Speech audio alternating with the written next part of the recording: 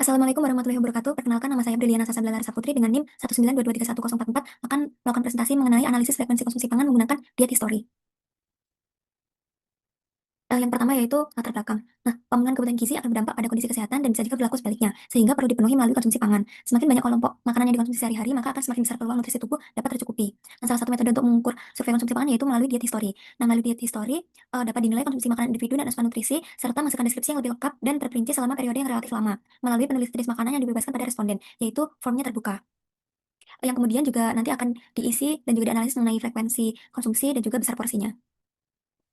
Yang pertama yaitu diet history responden. Nama respondennya sendiri yaitu Ava dengan jenis kelamin perempuan usia 21 tahun dan melakukan wawancara itu pada tanggal Senin 20 Oktober 2025.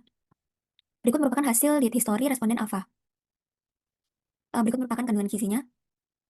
Nah, untuk analisis zat gizi makro sendiri, ini untuk energinya itu berdasarkan energi aktivitas fisik, sehingga perlu menghitung BMR dan juga Specific Dynamic Action atau SDA. Nah, untuk BMR-nya sendiri, perhitungannya menggunakan Harris Benedict diperoleh bahwa BMR responden alpha yaitu 1200 216,7 dengan SDA yaitu 10% dari BMR yaitu 121,7 sehingga diperoleh energi aktivitas fisik dengan faktor aktivitas fisik sedang yaitu 2074,5 kilokalori.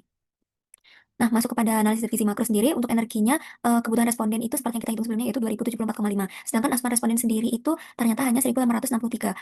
Artinya asupan responden terhadap energi itu masih kurang. Untuk protein sendiri, asupan responden yaitu 75,3 gram dengan kebutuhan minimal yaitu 51,9 gram dan maksimal 181,5 gram. Artinya asupan protein responden ini sudah cukup. Untuk lemaknya sendiri, asupan responden AVA yaitu 94,3 gram dengan kebutuhan maksimal yaitu 80,7. Artinya asupan lemak responden ini sudah melebihi. Untuk karbohidrat sendiri, asupan responden itu 194,6 gram dengan kebutuhan minimal 233,4. Artinya asupan responden terhadap karbohidrat ini masih kurang juga.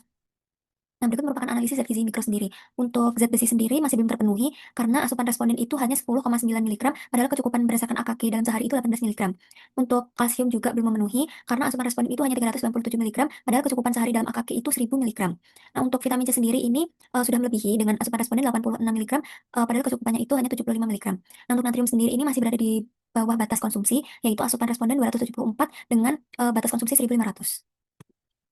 Berikut merupakan diet histori kelompok. Untuk responden kelompok sendiri yaitu merupakan seluruh anggota kelompok satu, exclude diri peneliti yang kemudian dicari rata-ratanya untuk dianalisis berdasarkan kebutuhan. Berikut merupakan hasil diet histori untuk kelompok. Nah, masuk ke dalam analisis yang pertama yaitu analisis zat gizi makro sendiri. Berdasarkan kebutuhan itu 2250 kilokalori, sedangkan rata-rata asupan kelompok yaitu 1519. Artinya rata-rata asupan energi kelompok itu masih kurang.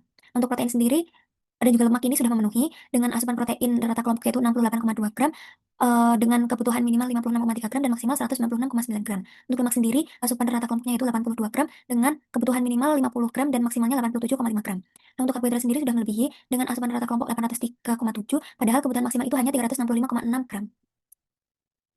Nah, berikut merupakan analisis zat gizi mikro. Untuk zat besi dan juga kalsium, untuk rata kelompok ini masih belum memenuhi. Zat besi sendiri, rata kelompok itu asupannya 11 mg, padahal kecukupan dalam sehari berdasarkan AKG itu 18 mg. Untuk kalsium sendiri, rata kelompok itu hanya mengkonsumsi 353 mg kalsium, padahal kecukupan dalam sehari itu 1000 mg. Nah, untuk vitamin C sendiri sudah melebihi dengan asupan rata kelompok itu 88 mg dan kecukupan dalam sehari itu 75 mg. Untuk natrium sendiri juga masih berada di bawah batas konsumsi dengan asupan 804 dan batas konsumsinya 1500 mg. Nah, masuk ke dalam kelebihan dan kekurangan. Kelebihan dalam penggunaan metode diet history ini yaitu dapat mengumpulkan informasi tentang keseluruhan diet, tidak terbatas pada pangan tertentu saja. Karena tadi kan formnya itu bersifat terbuka ya, sehingga dapat mencakup informasi mengenai konsumsi makanan yang tidak rutin. Selain itu, dapat juga dirancang untuk menilai keseluruhan diet atau hanya pangan sumber zat gizi tertentu saja. Sehingga ini tuh dapat eh, dilakukan perubahan berdasarkan kebutuhan peneliti. Untuk kekurangannya sendiri yaitu memerlukan waktu yang lama, serta diperlukan juga enumerator yang terlatih karena harus memahami budaya makan setempat, proses penyiapan, pengolahan, dan juga distribusi makanannya. Selain itu, hasil data ini dipengaruhi oleh daya ingat responden karena merupakan recall dari 1 bulan ke belakang. Nah, untuk itu, hal ini kurang sesuai untuk seseorang yang memiliki kebiasaan makan sangat bervariasi karena misalkan untuk pegawai yang memiliki shift berganti-ganti itu nanti makannya juga akan berbeda-beda. Sehingga dapat disimpulkan bahwa mayoritas kandungan zat gizi baik individu maupun kelompok ini masih belum memenuhi kebutuhan harian. Untuk individu sendiri, pada energi, karbohidrat, dan zat besi dan juga kalsium masih belum memenuhi, protein sudah memenuhi, dan juga vitamin C sudah melebihi. Untuk kelompok sendiri, energi, zat besi, dan juga kalsium belum memenuhi, lemaknya sudah memenuhi, karbohidrat juga vitaminnya melebihi.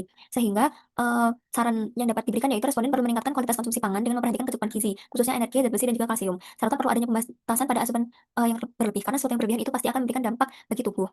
Nah, karena kualitas data ini dipengaruhi oleh enumerator, maka perlu dilakukan pelatihan untuk enumerator agar diperoleh kualitas data yang baik.